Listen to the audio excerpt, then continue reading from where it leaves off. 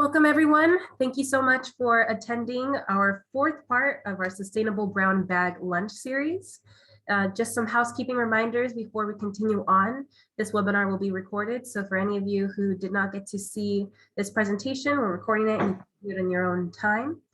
You can use the chat to ask questions. From what I've heard today, the chat is disabled, so if you do have any questions, please just wait until the end. We'll definitely have time available for questions to be answered. And you could use either, you just use the raise hand feature and we'll allow you to talk and you can answer your question from there. Just a reminder, the Sustainable Brown Bag Lunch Series is intended to be this quick, short, informative presentation on what us, the Sustainable Division, does and what resources we have available for you as a county employee can use either at home or at your workplace. And for today's presentation, this month we are talking about home weatherization and how you can keep your house cool for the summer. So this is perfect for now that we have summer upon us and we're getting these extreme heat days. That's not just happening here in California, but all over the world. So today, who we have here to talk about that is Javier Saucedo, who is this home energy performance analyst, who has a lot of expertise, who has been here with our division even before we were known as the sustainability division. So, some great information will be provided. So without further ado, we'll be introducing Javier. So Javier, can you just tell us a bit more about what you do? Hi, everybody. Thank you for being here. Appreciate your time. Muriel, thank you for bringing me in. I've been working with, I'm a general contractor, it's one of my labels, but I've been working with home performance for the last, I would say probably 10 years, 15 years. We took a lot of training when we had a VCREA when it first started, and I started doing this work. I remember being in college and talking with one of my professors and him saying, Javier, you have a lot of jobs, you know, to do a lot of different things, but you're not an expert at anything. And that really, hit me that, yeah, I had a lot of things that I was doing, but I wasn't an expert at anything. So I chose energy conservation as a field that I wanted to get into. Back then, we had a war going, a lot of soldiers in Iraq and Middle East, and it all had to do with a lot of energy and securing, different things. So I got into it and I started studying and I started learning different things. So luckily, Ventura County Regional Energy Alliance was here and they were providing a lot of different trainings. And I started doing that, and it's something that the 3C Ren is doing now, which is, I'm really happy about it. So I'll let you guys know more about that. So the building performance is, if you want to be building performance, you're basically going to learn that you have to look at your homes as a whole unit. You can't just look at one thing and thinking that that's what's going to be needed. So when we go into a home and somebody tells me, Javier, I need to replace my windows because, there's just too much hot air coming in or too much cold going in. I said, okay, well, I'm not a window person. I'm a performance guy. So I need to take a look at your whole home and try to figure out why are you having these issues or why do you have this pain. So we look at the whole house instead of just one item at a time, If a window person tells you that his windows are 70% efficient or 30 or 40%, he's basically not telling you the whole story because the window might be efficient, but if you don't take care of the rest of the home, it's not going to produce. So that's what we do when we do home performance, look at the whole thing. This is usually the pain that people call me. So this is the problems, we want a healthy and safety in the home. We definitely want comfort, the building durability. We want these homes to last forever. And then energy and reduction of energy. That's also, something that we get when we do this work. The way we do our work right now, this is a typical house here. If you can see, most of the houses in Ventura County do have an attic, a ventilated attic. The vent right here, if you see that here at the top, it's supposed to blow in air, in and out of the home. I think, are you trying to share something as you're talking? If so, yes. Did you see that? You see the screen? No, I don't think I do. So okay, feel free to just click on the green button where it says share screen. All right. Thank you for providing those visuals, by the way. I think they're probably not. Yeah, I think when I showed my housekeeping reminders, I booted you out. So Oh, okay. that might have been the situation.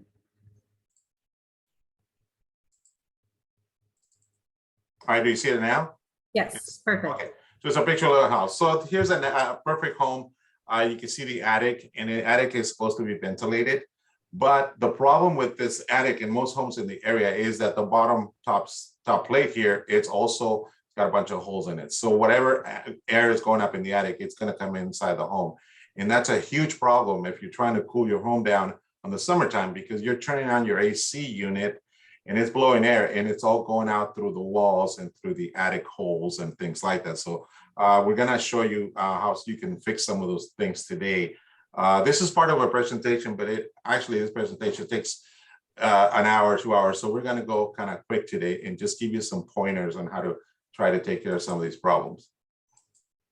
Okay, and the way we do our work is that we basically test, and we have pressure meters. We can check pretty much how much air is going in and out of your home. So those are some of the meters that we do. So we're not really guessing at holes or whatever the home. We actually test your home and we can tell you where the issues are. Okay. So it's funny because, contractors make a really nice home. And then once they're almost done, they put in a bunch of holes in it.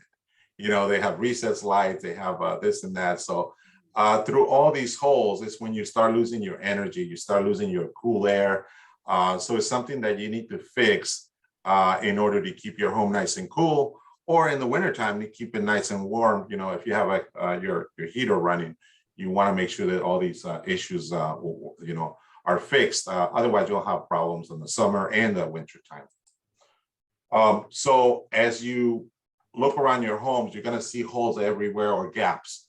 For example, a lot of people have these little doors that go up in the attic. And hardly ever do I see a seal here at this place, where you have this little access to your attic. Usually they're in hallways, or they'll be in a little closet, and you'll see a little square, and that little door is never sealed. So there's always air coming in through the home or leaving the home.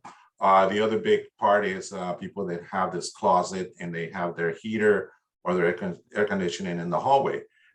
These little rooms here are wide open to the attic, and they're always an issue because there's hot air blowing in or cold air blowing in, or if you're running an AC unit, all the air is escaping through these doors and going out through your attic. So you're basically cooling your attic if you have one of these and it's not properly sealed. So and then you have holes pretty much everywhere. You have holes on your outlets from maybe a contractor or a painter that didn't seal these things properly, or you have just a lot of gaps on your front door, your door in the garage, or doors that have been sitting there for a while, and the weather stripping, the trim is not working anymore. And sometimes people close the door and they said, "Oh, look, I can see daylight." I said, "Yeah, well, you can see daylight, but you're gonna lose a tremendous amount of air when you're running your AC or when you're running your your heater during the wintertime." So it pays to seal these holes, because eventually it's going to help you keep that cool air inside the home and the hot air also in there. It was funny on some of these houses that are really well sealed.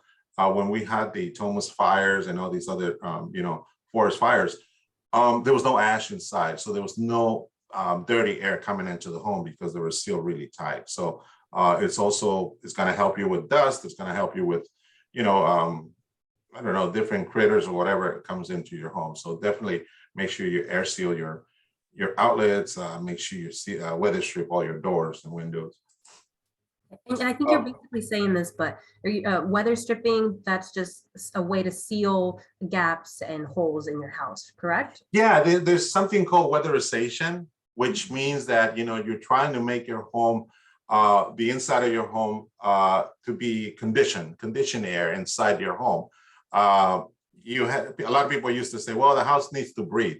Well, a broken window is not, like a breathable action. It has to breathe, but it has to ventilate, but properly. You have to have a ventilation that is run by equipment, so you can just turn it off when you don't need to. Okay, so the weather stripping that I'm talking about is the the vinyl strips that go underneath your door, on the sides. Same thing on the windows. Make sure that you have a good seal, and then make sure that these outlets behind the covers have a good seals and there's no air flowing through there. A lot of people will stand next to an outlet and say, I feel a draft. And yeah, it's because they're not sealed properly. So whenever you turn on your AC, that's where you lose all the air. And so that's weather stripping is for the actual vinyl, the sealers, and then the weatherization is actually the practice of making your conditioned air a little bit tighter and having not so many leaks. Okay, great. Okay, so this is, for example, and we'll talk a little bit about the toolkit. This is a temperature that we got a while back from, it's 111 degrees. It's outside, it's an outside wall where usually at the time it was 78 degrees outside, but the wall was 111 degrees outside. So that's really hot, okay? Inside the wall, it was 80 degrees. So what it tells you is that, the temperature is tremendous outside. And if you don't have a good insulation in the wall, then that heat is gonna transfer really quickly and your house is gonna get really hot. So one way to keep your house cool is to install insulation on the walls, on the exterior walls, okay? If your home is older, then the way to do insulation is they usually drill a couple of holes in there and they pump the insulation in. And this is what it looks like after it's been pumped in. It's you can tell that it's a really good job. It's really filled in. So the reason why this number here is so low compared to 111 is because the insulation is taking care of this problem, is actually working. So make sure you check your exterior walls and make sure there's insulation there. And if not, you'll know that that's going to be a problem that you need to deal with, and it'll make your home feel really comfortable if you do this type of insulation. Okay. This is another meter that we took. This is another exterior wall. It's 124 degrees on a regular 70 degree day. So on a normal day, the wall got so hot that it was 124 degrees. Okay. This one here, it says 154. This is actually your roof. And that temperature is going to go inside the attic. So the attic is going to be around 150 degrees, really hot. Okay. And if you don't have, for example, an air seal, or you don't have any insulation, this area here, it's going to be 150 degrees on a regular day because it gets really hot in there.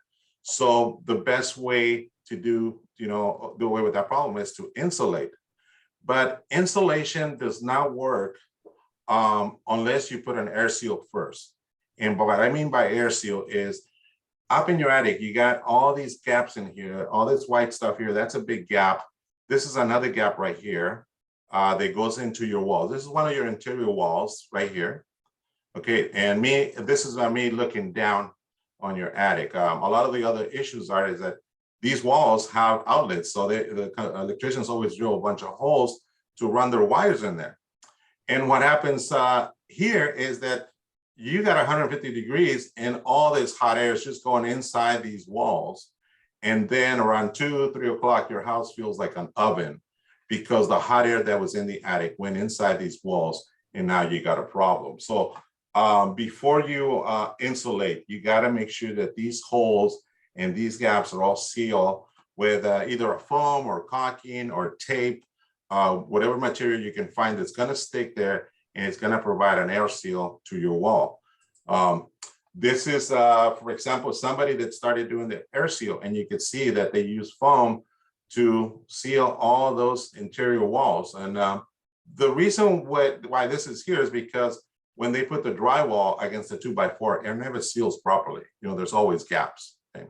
So that's why we try to seal all the gaps, all the holes. Once this is done, then we put the insulation on top of it. And we want to get at least 12 inches of insulation in order to keep your home cool. These little covers here, these are for your recessed lights.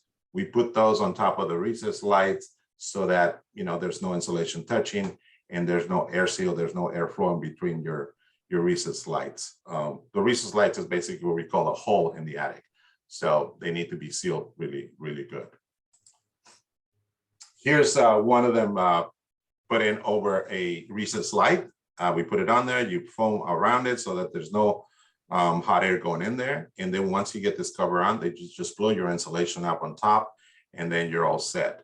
Okay, so that's one way to keep your attic, keep all this hot air above your attic away from coming into your wall. So 12 inches is what they call like an R44 for an attic, and this will keep you really, really good. The toolkit that we're going to be talking about, it also has these cute tools. For example, you can find out what some of your appliances are doing in the way of kilowatts. For example, this 6.11 kilowatts per hour. It's actually a new refrigerator, and it's using very little energy in your home. So this is something that you can check with these good tools here. This one here, this is 64 kilowatts per hour. This one was actually a little fountain that they had outside. So it was using a lot of energy. So this is one way that you can cut down on your energy in the summertime, checking all your appliances and finding out what's going on. This is the toolkit. So go to your county libraries and you can pick up these toolkits. You can check them out for 2 to 3 weeks at a time. It does have a lot of the tools that I just showed you, and you can actually do some repairs with this really fun kit here. It's got tape for weather stripping. It's got lights. It's got the meters. It's got all those things that you can check your home with, and that'll be really neat. And all you need is get your card, library card, and you can check it out for 2 weeks, and you can keep all the stuff that's in there and then return the tools back to the library when you're done. If you have any questions, you could always call us, but it's a really good tool, and it's got a guide in there that'll show you how to repair your homes and make them really, really tight. Like I said, I started with VCREA, took a lot of training. 3C REN does that for you right now. The building performance training, you can basically go online or attend all their programs, and they'll teach you the same stuff that I'm talking about. So you can really, get a lot of information there, find out about air sealing, find out about how to make your home more comfortable. So it's a really good place to go. And all the training is free. So all you have to do is sign on, and they'll let you know what the trainings are coming up every month, or you can, watch them online. These are some of the certifications that I was able to get through this training. So if you want a career move, if you want to get into something else, you could always train under the 3C REN. Eventually, you'll become an expert at either home performance or, something like air conditioning or any trade when it comes to energy efficiency. And if you want, you can always, go on and have a career in energy conservation, which is really good. I do have here some information here, so you can either sign up to the 3C REN, or you can, log into their newsletter and just get all the information that you need if you need any more things. So anyway, thank you for today's little talk. If you do this air seal and insulation, remember, it's usually about 99 cents per square foot for the insulation, maybe 80 cents per square foot for the air seal. So it's really, it's something that you could really do. Obviously, if you don't want to do any of this and you want to go buy an air conditioning unit, it's going to run you anywhere from $20,000 to $25,000 just to try to keep your home cool.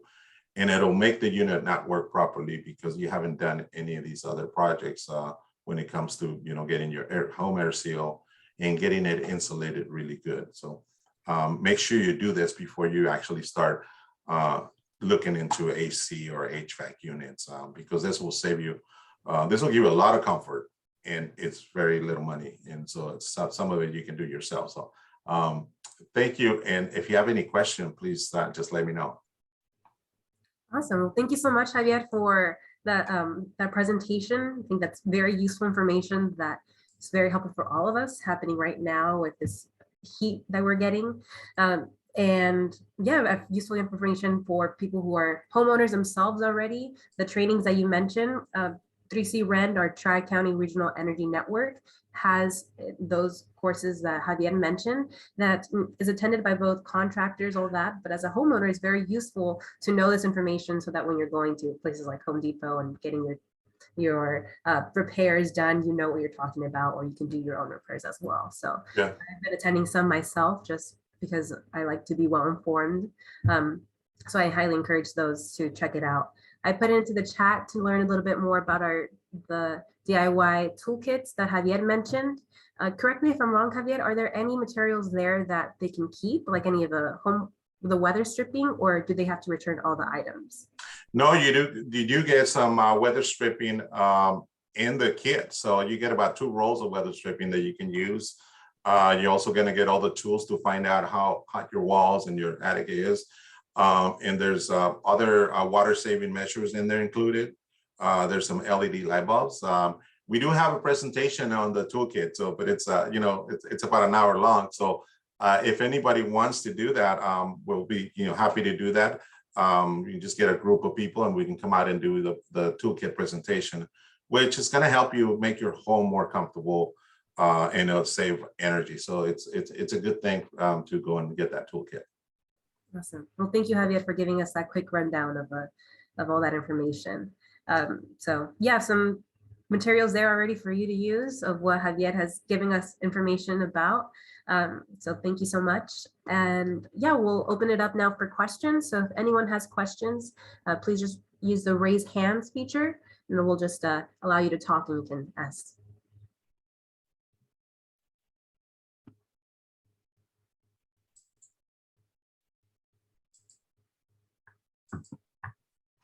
Great. So awesome. Clay. Hi there. Hi. So Javier Morel, hi. Hello. So my question actually was one about, we've got some areas in Ventura County that tend to get a lot hotter and colder probably than other areas. But what has your experience been on how helpful it can be in areas like, I think of Oxnard as not being particularly hot, but it seems like we get more hot days than we used to.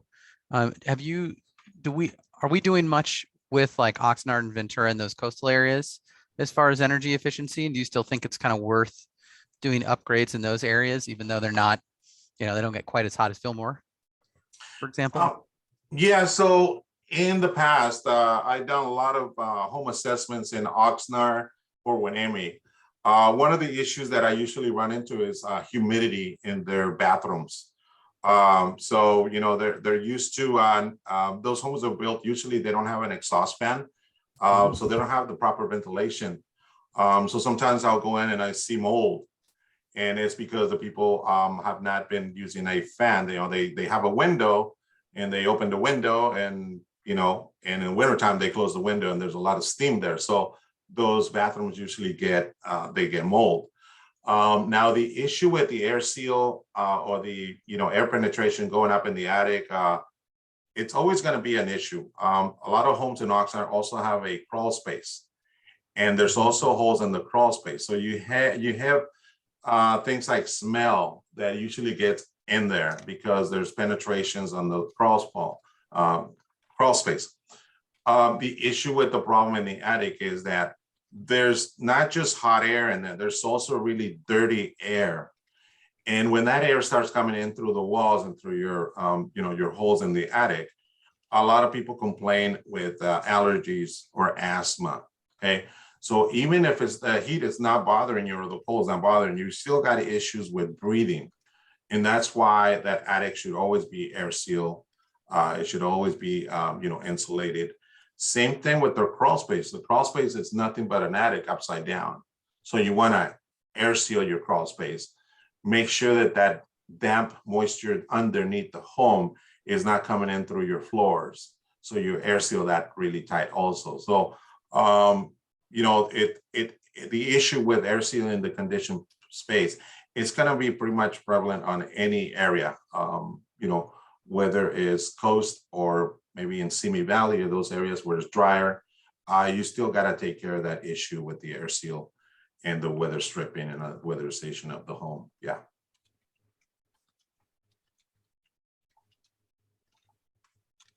Great, thank you. That's really interesting. I appreciate you sharing that. It's just to me an interest because we have such different environments in different areas of Ventura County. Yeah, the difference in weather, it could be 15 to 20 degrees from one edge to places like Simi Valley or Santa Susana. It's really wide. So some folks in the coast are dealing with moisture and humidity, and then the folks further east, they're dealing with a lot of dry heat and a lot of dust and things like that. So, but the same process applies to both.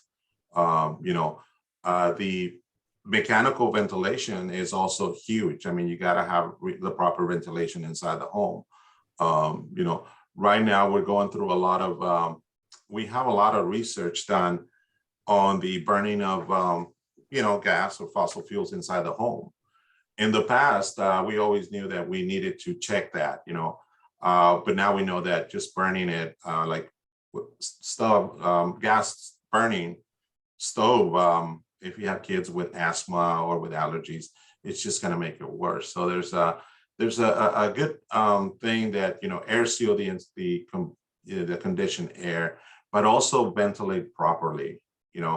And a lot of folks do not like to ventilate their stove because the fans are noisy, or they're just not work properly, or sometimes they're ventilated into the attic, which is also a problem. So you have to air seal tight, weather strip your home, and then make sure your mechanicals are working properly if you are burning, fossil fuels or gas inside your home.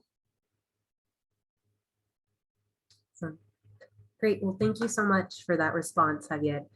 Thanks, Clay, for that question.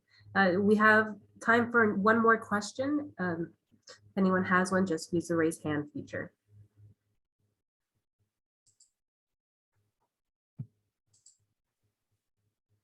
Yeah. One note that I'd like to mention, recently we just acquired, and we have with the toolkit, there is a electric stove top that you could also get with the kit, and that we want you to take it home, try it out.